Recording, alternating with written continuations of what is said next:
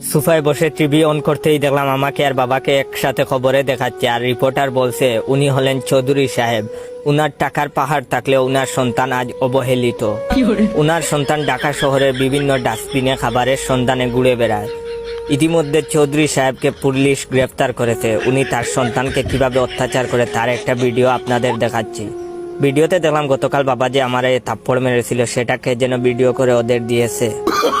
তার একটু পরে শ্রাবণী আর শ্রাবণীর বাইকে খবরে দেখাচ্ছে। শ্রাবণী কান্না করছে আর শ্রাবণীর ভাই সাংবাদিকদের বলছে ওই ছেলের সাথে আমার বোনের বিয়ের হওয়ার কথা ছিল, কিন্তু যে ছেলে নিজের ঘরে এত অবহেলিত সে কি করে আমার বোনের দেখাশোনা করবে। এই ছেলের কাছে আমি আমার বোনকে বিয়ে দিব না।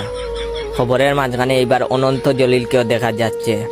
অনন্ত জলিল বলছে আমি ছেলেটার ভিডিও দেখেছি, খুব কষ্টদায়ক ভিডিও।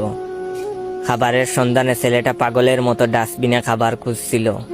আমি কথা দিচ্ছি আমি ছেলেটার কর্মসংস্থানের ব্যবস্থা করব। না আর সহ্য করা যায় না। আমি টিভিটা বন্ধ করে তাড়াতাড়ি থানায় গেলাম। অনেক কষ্টে বাবার জামিনের ব্যবস্থা করলাম। ওসি সাহেব আমাকে দেখে কাঁদতে কাঁদতে বলল এমন সন্তান যেন ঘরে ঘরে জন্মায়। বাবা এত অত্যাচার করার পরেও বাবাকে মুক্ত করতে সন্তান ঠিকই এগিয়ে এসেছে।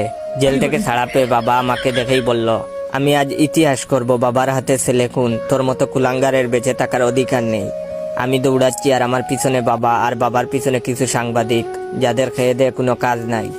আর ভিডিওটা কেমন লাগলো অবশ্যই শেয়ার করে জানাবেন। ইদানিং দেখি আমার ফেক অ্যাকাউন্টগুলাতে আমার অ্যাকাউন্টের চেয়ে বেশি লাইক কমেন্ট আসে।